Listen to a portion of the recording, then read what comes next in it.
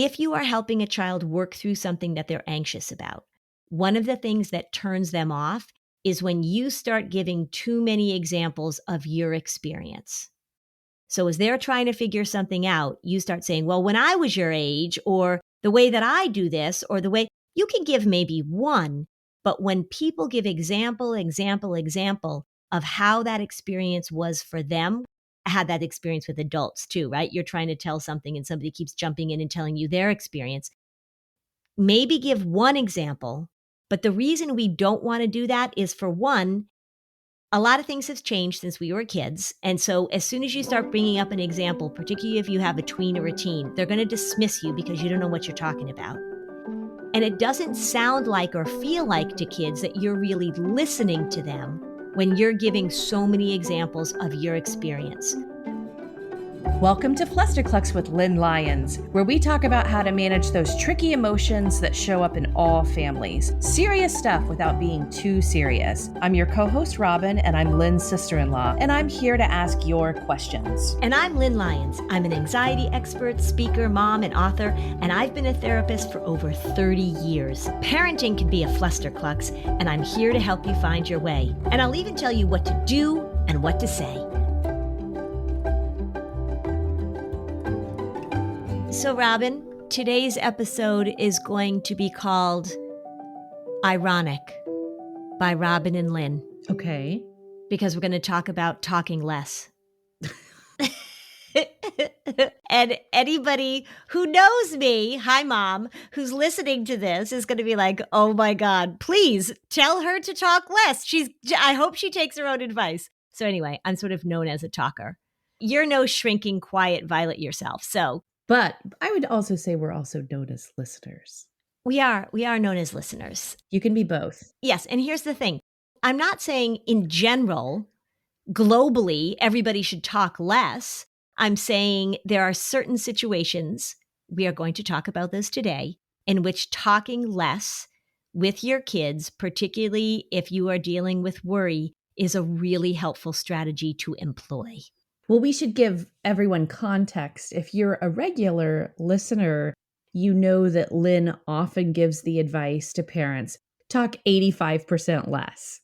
Yes, I'm going to put it on a mug. I keep threatening to do that. And I joke sometimes in my office with families, I'll say, okay, so I need you to talk 85% less. And the parent will be like, oh, I know, that's so true. I should really. And I'll say like, no, right now. Start now. Ready now. Yeah. And it's hard. It's hard.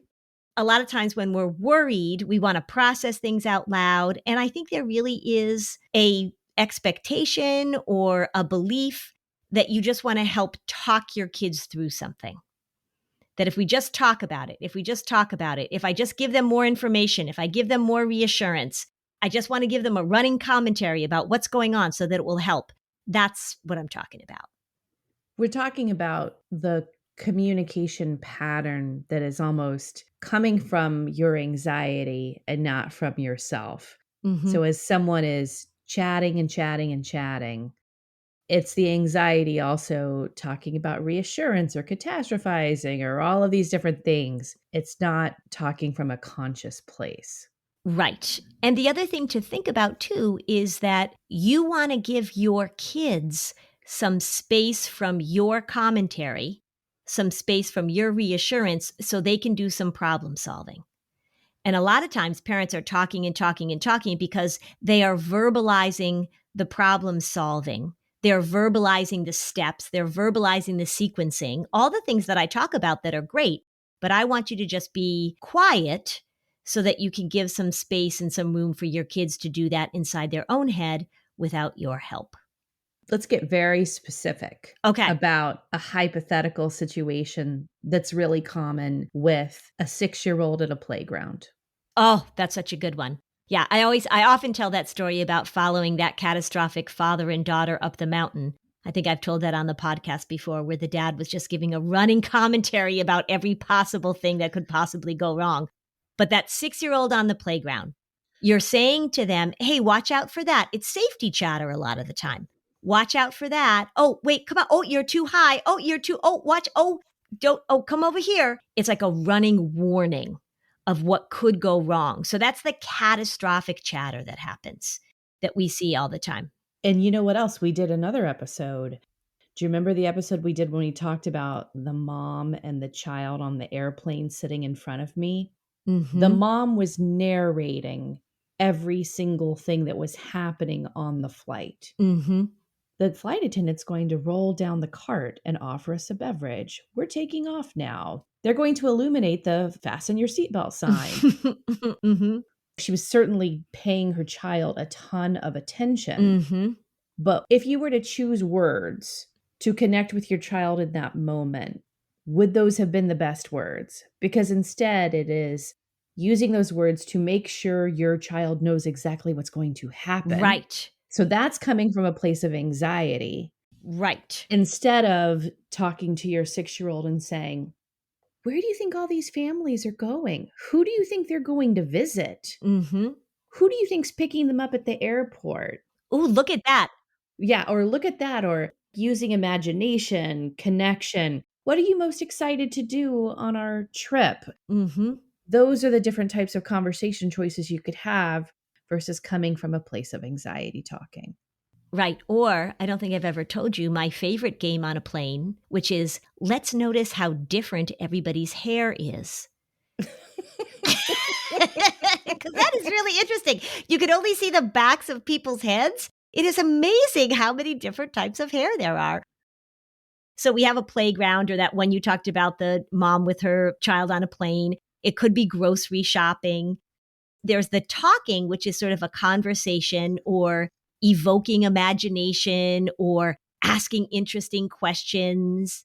Like, let's look and see how many yellow boxes of cereal there are, or that kind of stuff, versus that narration of this is what's going to happen, or the safety chatter, be careful, watch out, you're too high, you're too low, move over here. I need you to do this, I need you to do that.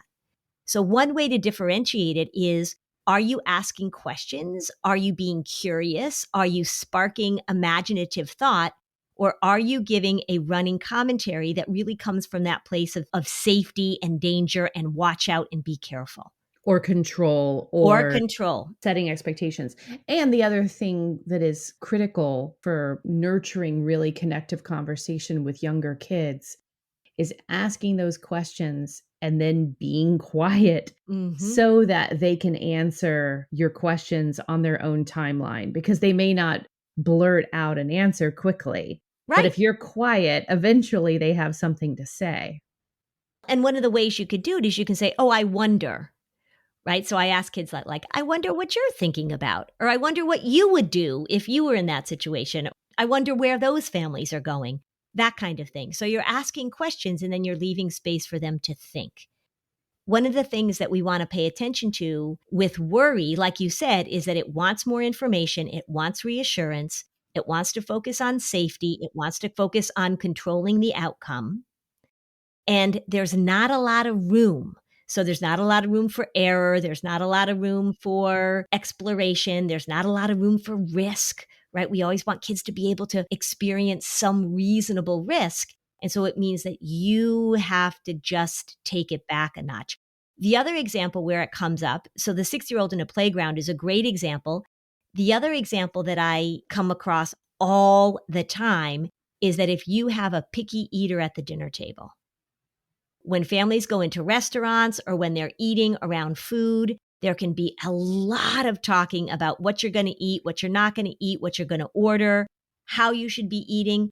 And it is really helpful if you have a picky eater, and we did an episode on this too, but to establish that this is what we're going to do, this is how we're going to have our meal, and then be quiet and let your child work through it a little bit rather than offering so much language about it. So much language about it. Yeah. And then I'll give you another one of my sort of rules, I guess, for lack of a better word, is that if you are helping a child work through something that they're anxious about, one of the things that turns them off is when you start giving too many examples of your experience.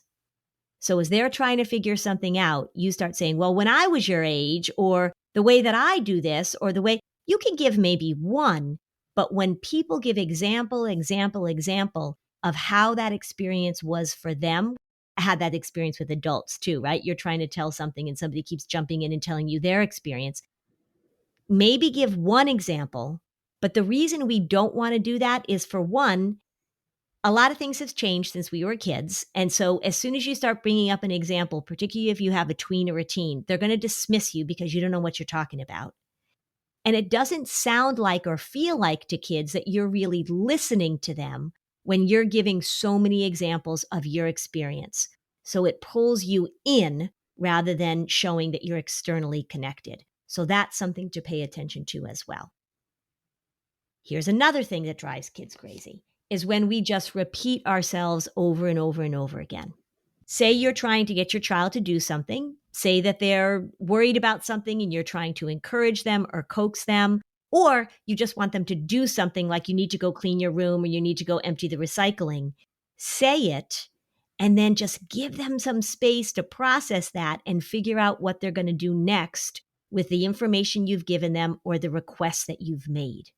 So when you repeat, they just tune you out. The thing that happens a lot of times with kids is that parents that talk too much, parents that talk at their kids all the time, so it's a running stream of commentary, they know that they don't have to listen to the first 5 or 6 requests. They're waiting for the tone or the volume to change, and then they'll get up and do what they need to do. That happens a lot with kids waking up in the morning. They're like, I have asked you 5 times to get out of bed so you're not late for school. And then finally, when I don't understand why she only gets out of bed when I finally lose it and I scream at her that we have to leave in 15 minutes. And I say, because you're the human snooze button. And she knows that that last freak out 15 minutes before departure time is the one she actually has to pay attention to. What's your advice on that then? Just start with the freak out? Save time? Yeah. Here's my advice on that. Getting up in the morning and setting an alarm and listening to it is a really good skill to have. I can't tell you how many parents say to me, he just slept through 5 alarms. No, he didn't. He didn't sleep through 5 alarms. It's giving them the responsibility and maybe figuring out, I'm not against parents waking up their kids in the morning, particularly if they're little. But then once you wake them up, then you don't have to keep going back in over and over again. And you can give them a warning and say, we're leaving in 10 minutes. And either you're ready to go or we're going to be late. And then do that. Don't say anything else. And then let them miss the bus or let them be late or let them miss soccer practice. They depend on us to be that constant reminder because you have set it up that they can depend on your verbalizations as their cue, and you want to pull back on that a little bit. Let's talk about teens after this break. Okay, what parents need that extra boost in the back to school season? Lynn, I know you love Metabolic Reds by Pure Health Research. I really do. I really love them. Metabolic Reds is a delicious superfood blend that contains wonderful adaptogens like ashwagandha. Adaptogens? Robin, adaptogens are known as nature's stress busters because of their remarkably calming effect. Plus, probiotics, digestive enzymes that help ignite your metabolism. And did I mention that Metabolic Reds taste delicious like a delicious berry smoothie? As a listener of our show, you can try Metabolic Reds risk-free today and get a free bottle of Metabolic Greens with your first order. Just go to getreds.com/fluster to learn more. That's getreds.com/fluster to purchase Metabolic Reds and claim your free gift. Robin, fall is finally here, and that means back to routine, back to our busy schedules, and the best argument for the best time-saving hack for weeknight dinners: Every Plate. If you think meal kits are too expensive, think again, because Every Plate is 25% cheaper than grocery shopping. Don't turn to takeout when things get hectic. Instead, get Every Plate delivery. It's 58% cheaper than your average fast casual meal, and you can always feel good about what you're eating. I know you're saying this to me because of our takeout habit, and it's time to be better prepared this fall. You have a takeout habit? Well, Every Plate's quality ingredients come pre-proportioned to help you save money and reduce food waste. You know, like that bag of spinach you throw out every week? You can skip your weekly trip to the grocery store, too. You know I love that. Every Plate delivers simple, stress-free recipes that come together in just 6 steps and are ready in around 30 minutes or less. And they're so easy, I ask my kids to prepare them. Not only is Every Plate a great way to eat affordably, it tastes great too. With recipes like super smashed burgers, ponzu chili steak bowls, creamy lemon herb chicken. We've had some delicious pork recipes that have been so good. You can find new favorites to make in your regular dinner rotation. At first, I was skeptical thinking meal kits might be expensive, but now I'm convinced you can get the same deliciousness at a much lower price. And also, I love how Every Plate was enough food for my family. Other meal plans that we've tried in the past, they were like appetizers for my boys. Get your first box for $1.49 per meal by going to everyplate.com and entering the code FLUSTER149. Yep, so just get started with Every Plate for just $1.49 per meal on your first box by going to everyplate.com and entering the code FLUSTER149. That's up to a $110 value.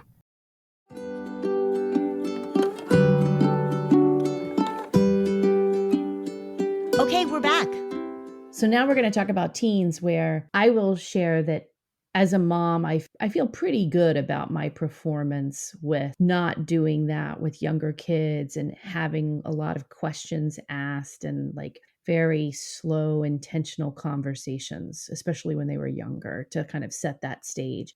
Because you actually told me something that said, pay attention to the things that matter to them, even if they aren't big deals, because they'll one day become big deals. Right. So I always, if they want to get really excited and talk to me about something that is kind of hard to focus on, I remember that and I do my best. But I would say that now, being a parent of a teen, it's much more challenging to be mindful of that, just because you're talking to someone who is almost an adult. And the conversations can move around very quickly. And I'm probably not so good about the chatter aspect. So talk to us about how to have really good talks with teens. So I think we want to take away this idea that we have to have really good talks with teens and really focus on the idea that we want to have strong connection with teens. And so one of the things that happens with teenagers is that they don't want to share all the details of their lives at the time when we really want the details, because we're like, oh, what are they doing? They developmentally are just becoming more particular about what they share with parents because their peers are taking that top spot in terms of who they're talking to and who they're getting advice from and that kind of stuff. So at the very time when you feel like you want a lot of information is when they're going to pull back from giving you information. And that can tend to make us feel anxious and want to have lots and lots of conversations. So what you want to think about is, how do I stay connected to my teen, but not necessarily thinking about that as having to have a lot of conversations and talking? There are so many other ways to stay connected. Some of them are verbal, but some of them are nonverbal. Making sure that you are giving your teen opportunities. It's the same with the little kids, but you're giving your teen opportunities to share what they want to talk about rather than your agenda. So the more that you are talking to your teen with your agenda, the more that they're going to pull back. The more that you talk to them and allow them to create the agenda they want to talk about, then the more likely that they're going to listen when there's something that you really do need to discuss with them. So be open to them talking about things, and maybe things you're not so interested in, but you have to be a really good listener. Let me give you an example, like a kind of a universal parent-teen example. If you are talking to your child who is a new driver, and you want to really express the point of no texting and driving, that's a conversation where I can imagine, as the parents really trying to make the point and stress it and underscore it, that's where a lot of extra talk is going to come into play. That's a very good example, and it really pertains to anything where safety and judgment is involved. So we'll go over it over and over and over and over again because we really want to bring that point home. One of the things that I did with my boys when they were teenagers is that they knew we had had discussions about what the rules were and what the expectations were with driving. And when they would leave the house and they would say, I'm leaving, or I was handing them the car keys, I would say to them, speech, speech, speech. Or I would say, you know, all the stuff I've talked to you about before, I am saying it again to you right now. And I wouldn't say it all again, but I would just remind them. So without a lot of words, I would even point to their forehead and I would say, I want you to recall right now all the things that we've talked about. Okay, but let's go back and let's hear one of your speeches about texting and driving. I would be pretty direct about it. And I would say, it's going to be very tempting for you to text and drive. It is going to be very hard for you to resist that based on what we know about how tempting it is for you to pick up that phone while you're texting and driving. I will tell you, and I'm happy to show you the research if you would like to see it. And we can even watch that episode on Mythbusters about distracted driving. You will be a worse driver when you're texting, comparable to if you were drunk driving. If you can say to me, Mom, I'm not going to go and drink and get behind the wheel of a car, then you also have to recognize that you are not going to text while you're behind the wheel of a car. The impairment is the same. I'll give you the research. You can look at the information yourself. It's tempting. I get it. Don't do it. You're going to have to fight that impulse. And just to be clear, then that's all you'd say. That's all I'd say. And then I'm going to give the reminder, right? So I'm going to say like, hey, remember, dude, Mythbusters. When they're heading out, I'm going to give them that little reminder so that they will recall the conversation. Because you don't want to numb them to your repetitive words. You don't. The other thing that I did with my kids, and if you have kids that are going to be driving soon, this was a strategy that my husband and I used. For one, and I've talked about this before, we were very open about the dangers of substance abuse. And so they heard that from us in no uncertain terms. We didn't pull any punches about how stupid we thought it was to get behind the wheel of a car and drive when you were impaired. So they heard that a lot. And then when we were driving, when they were younger and about to get their license, if we were driving behind somebody who was sort of going over the yellow line or who was not paying attention, we would say to them, do you see how badly this person is driving in front of us? I'm guessing they're probably on their phone. Or as we've discovered recently, eating a muffin, because my husband is the worst driver when he's eating a muffin while he's driving. It's true. But we would say to them, see how that guy is driving erratically? Or do you notice how that person is not paying attention? I bet they're on their phone. That's the impact of you being a distracted driver. And we would just throw that out there as examples.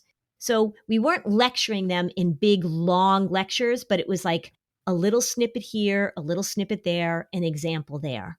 So your family is out in a car and you see someone swerving, and Lynn, as a mom, says, look at how distracted this driver seems to appear. I bet they're texting, and that's a very dangerous choice to make. End of story. End of story.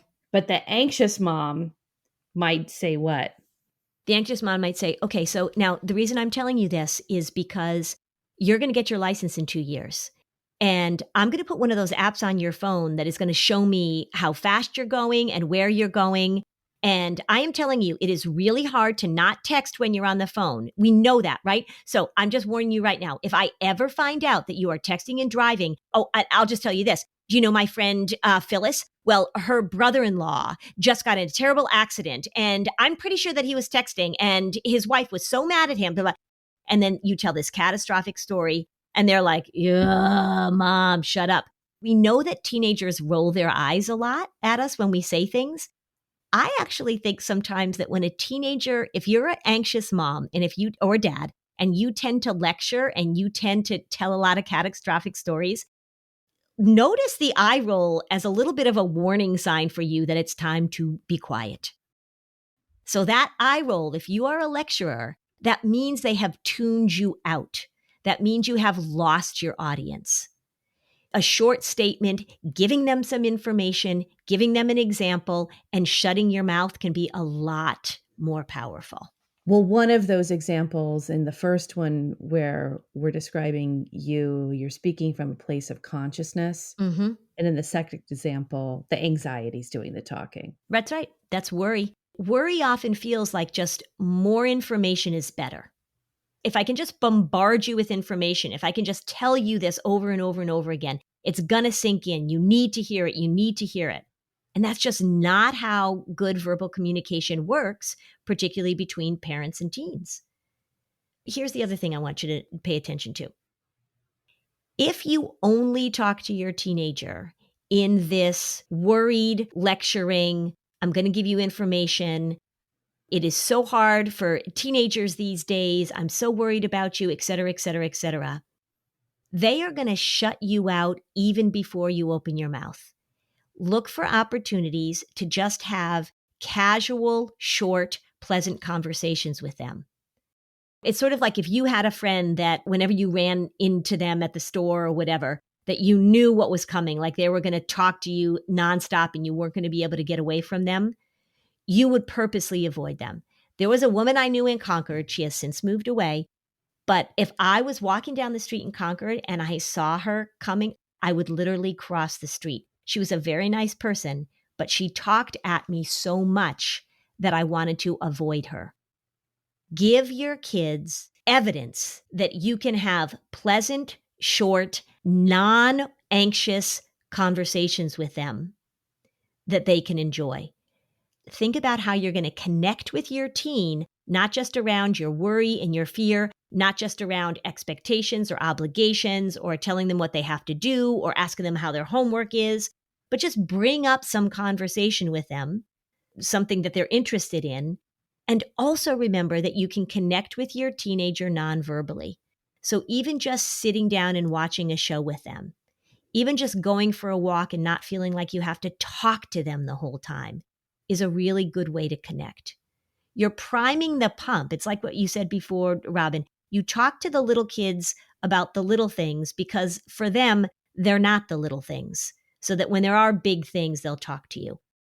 It's the same way. You want to foster that connection where they feel like they can talk to you and they're not going to get lectured. You're not going to overreact. And you're not going to be just this constant stream of worry and anxiety and expectations, etc.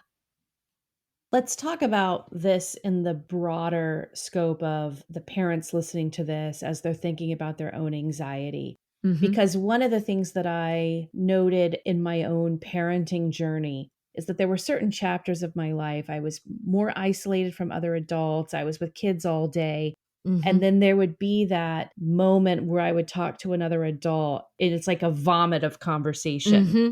I don't know that I was ever the woman that you avoided to cross the street, but I definitely would have had those moments where I wasn't talking from a place of being grounded. I was talking because I was anxious, because I was doing things that challenged me as a parent that day. And then, like, when I finally talked to another adult, I've got all this energy. So I think that how grounded you are versus how much you are talking from a place of anxiety is self-reflection that is worthwhile. Because as you said that, a lot of people who they say their teenagers don't tell them anything. Mm-hmm.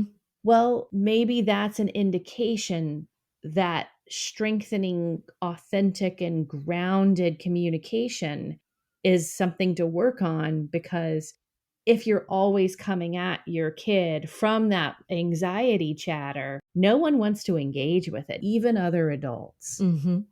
Right? Yes, that's exactly correct. And your kids want to connect with you. They do. What gets in the way of that is when they feel like if they're, what's that expression? In for a penny, in for a pound. Is that, say they have a concern, say they have something that's difficult for them, say they had a fight with a friend, say they're not sure about something, say there's some drama going on, say they're disappointed about something, and they bring that up with you, and you launch, they're not going to bring it up with you again. And it's so easy to do. So easy to do. So easy to do. I'm sure you probably did that once or twice as a parent, right? I am not a perfect parent. I am not. I'm sure I've done it like 82 times. Yeah. Because I can think of one specific example of when my daughter told me something. It involved social media. It was the first time something like that had come up. Yeah. Man, it triggered my mama bear, and I had this huge reaction. Mm-hmm. And I then said to her the next day, I got really out of control in my reaction to that. And I'm sorry I did. And I just want you to know that I'm aware that I really overreacted. Which is always a fine thing to do, right? When we screw up as parents and then we model owning our own stuff and taking responsibility for it and apologizing and giving a short explanation for what went on, that can be really helpful. That's a sentence I don't mind throwing out. I really overreacted in my response. Yeah. Because it's so easy to do. Yeah. The other thing too, I mean, that reminds me of something else that I used to do as a parent, is that when my kids were doing something that was frustrating or they had done something that I couldn't believe they did, I would say to them, I need a little quiet. I need a little time away from your cute little faces so that I can figure out how I want to react to this. And that meant that I wasn't reacting to them. Sometimes I would say, like, you two need to just go away from me for a little while. Let me think about this, and then we shall get back together. That gave me the time to sort of gather my thoughts so that I wasn't spewing and repeating myself and overreacting. Also, quite honestly, they would go away and they'd be like, oh, so it made them stew in it a little bit too. It sounded like you narrated your own parenting podcast. We'll be right back after this break. My 4 and 6-year-old just covered their faces with lipstick. We'll be right back after this break. Yeah. But it's really okay to take time. And I think when I say talk 85% less, it really is my message to say it is okay for you to sit in silence. It's okay for you to take your time. It's okay for you to say what you need to say once and then give them some time to absorb it. You are going to have to say things over and over and over again, just not in quick succession in a period of 5 minutes. Over the period of time when my sons were driving cars, I gave them direction about not being a knucklehead probably 700 times. Give the instruction, and then, of course, you have to sort of let go, and that feels really scary. But just pay attention to how much you're talking at your kids, as you said, Robin, from that place of worry. Just slow it down, listen. If they don't have a response, that's okay. You can even say to your child, I'm going to ask you this question. I'm just curious about how that happened, but you might not have an answer right now, so maybe we can talk about it later. Space and time are really, really helpful to just foster better communication. After this break, we'll take our first listener question of the season. Lynn, I love that I almost never have to go to the grocery store anymore. Yeah, you know that I like to avoid the grocery store when I can. Finding all your grocery items in one place at an affordable price is almost impossible now.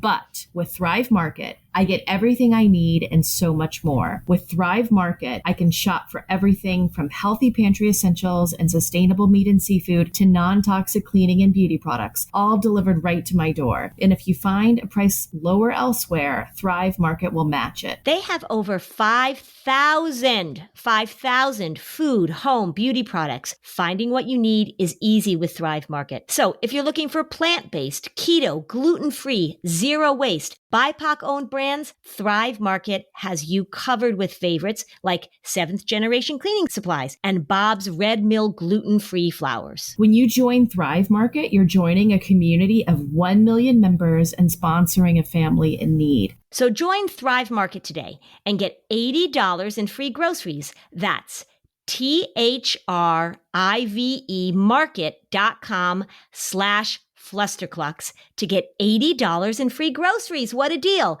That's thrivemarket.com/Flusterclux. thrivemarket.com/Flusterclux.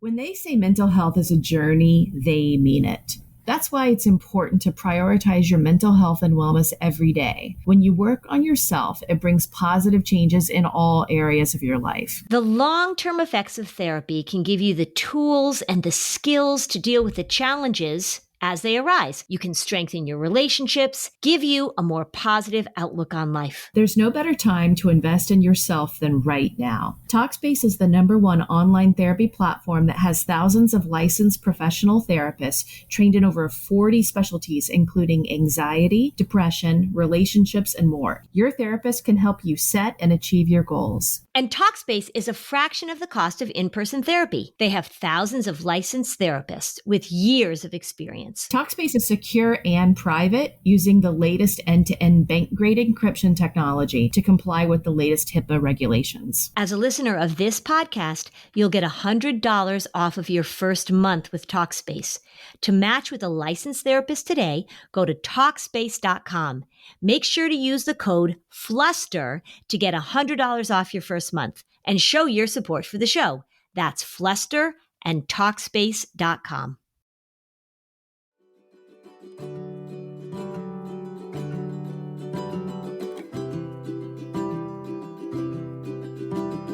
Okay, Lynn, what were you saying? So, Lynn, I have a listener's question really about semantics that I think will be very helpful to many people. She asks, I would love to talk about the difference between stress, an anxious state, and clinical anxiety disorders. I often hear these being used synonymously. And how do they differ or stay the same? Okay, yeah, that is a good question. And people ask me this a lot because there are so many words that we have to describe the state. I often differentiate between anxiety and worry. So let me just give that quick little differentiation that I think I've given before. When we're talking about worry, we're talking about a cognitive process that's happening up in your prefrontal cortex. So when you're worrying, that's a thinking process. You're creating that scary movie. You're going over things in your head. So that's a cognitive process when people are worrying. When we talk about anxiety, the definition or what we talk about clinically with anxiety is the physical reactions that people have in their body once their amygdala has been fired off and they're having those reactions, like your heart rate is up and your palms are sweaty and your tummy feels sick. I don't actually love that definition because I think it sort of gets in the way of people understanding how the many ways that anxiety shows up and manifests itself. And I don't like that people get so focused on just the physical symptoms because that's actually the least interesting thing to me about anxiety. So when I talk about anxiety, I prefer David Barlow's definition, which is that it's an overestimation of the problem and an underestimation of your resources to handle it. When people are feeling anxious, it means that they've fired off the very powerful biological system that's in our bodies and in our brains to protect us from danger, but there's no danger. So if you are running away from a grizzly bear and your heart is pounding, you're breathing fast, you won't even notice that your tummy feels weird, but you're running away from a grizzly bear. You're not running away saying like, oh, I'm feeling so anxious about this grizzly bear. That's a fear response. And that's how this system is supposed to work.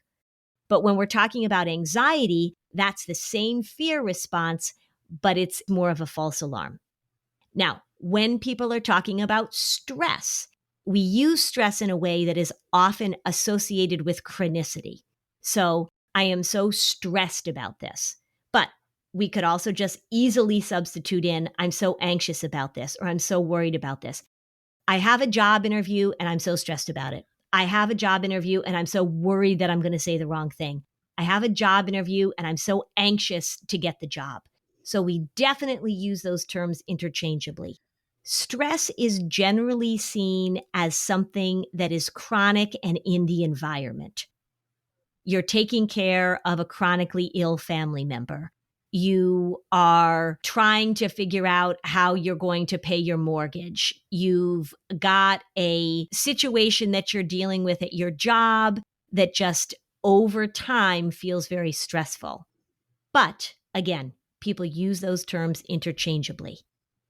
If we are talking about an anxiety disorder, the way we differentiate between the normal, not comfortable, but normal worry, stress, anxiety that we all feel with an anxiety disorder is that when it's really impairing the normal developmental stages of a child or impairing your adult life such that you're not enjoying your relationships, you're not able to do the things you need to do, like get to your job, you're not leaving your house, that you've got so many physical symptoms that perhaps you're taking over-the-counter medications or sometimes prescription medications or sometimes not medications at all to try and deal with the physical symptoms. You're going to the doctor or to your nurse practitioner a lot so that it really is taking over your functioning. And then we would put it in the category of an anxiety disorder. One of the things I think is really helpful for people to know that the way that anxiety becomes a disorder very often is that you start worrying about the anxiety symptoms themselves. So if you feel panicky about something, you don't have panic disorder. If you start worrying or fretting or avoiding any situation that might make you feel panicky, then it becomes panic disorder. So an anxiety disorder becomes a disorder because we go inside with the situation, the symptom, the trigger, and we do a whole different experience of, oh no, I shouldn't be feeling this way. Why am I feeling this way? This is too big a problem for me to deal with. And that's when things really spiral out of control. So it is a matter of semantics for sure, but that's kind of the definitions that people most often use. I love to speak in public. I'm totally fine speaking in public. And everybody asks me sort of what's a situation that would make you nervous speaking in public? You like to speak in private too. So I don't know why. You like to speak. I do like to speak. I do. I enjoy an audience. Let's just say that.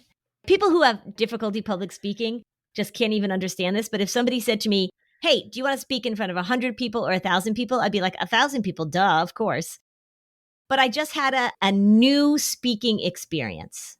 Okay. I had for the first time. So I was invited to give the academic convocation at a college this past week.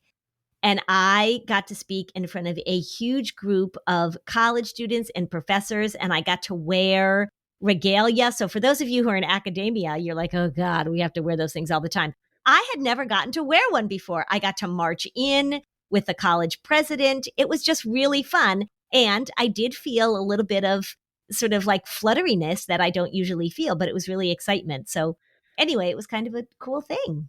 That is very cool. Yeah. And I read my speech, which I never do, because they told me I had 10 to 15 minutes. If you're afraid of speaking and somebody says to you, you have to speak for 12 hours, you're like, oh my God. For me, I'm like, good. If you say to me, you can only speak for 15 minutes, I'm like, oh my God. Yeah. So that's terrifying for me. I think now is the appropriate time for us to recall how you opened this episode with the theme being ironic. I know it's true. And again, let's just also talk about the importance of differentiation. There are times when talking is really good. I make my living talking and I enjoy it. But I've had to learn as a parent that there are times, and as a spouse actually, there are times when it's really important to just shut your pie hole. I really want to end the episode with shut your pie hole. If this episode was helpful to you, you can join our Facebook community, and we'd love it if you left a 5-star review on Apple Podcasts. Thanks for joining us on this episode of Flusterclux. Bye, Robin. Bye, Lynn. Lynn, I'm so excited for your book to come out this fall. October 18th. But it's available for pre-sale right now where you buy your books online. So why don't you tell us what it's called? It's called The Anxiety Audit, 7 Sneaky Ways That Anxiety Grabs Hold and How to Escape Them. And you're right, Robin, it's available for pre-order now. And you know what? Booksellers love pre-orders. So please go ahead and order the book now. Can I tell you why I'm so excited about this book? Okay, tell me. Okay, first of all, this book is really for adults because your other books have been focused on children. But working with you in this podcast, when parents don't recognize their own anxiety patterns, they're really going to have a hard time shifting anxiety in the family. And I think this kind of self-care for the parent to really get to know what type of worrier they are is going to make a huge difference in helping their kids. And, one of the reasons that I wrote this book is because a lot of people don't really even recognize the patterns that they have are really worrying and anxiety patterns. They've become so normalized in their lives, and they've become such a part of what they do every day, a part of our society. So I talk about a lot of the ways that anxiety just sort of grabs hold. Like, for example, what does the impact of the busyness culture have on us? What does irritation mean to you? What's actually the difference between self-care and self-medication? We've been hearing so much about self-care. I lay it all out. I tell some stories. I think you'll enjoy it.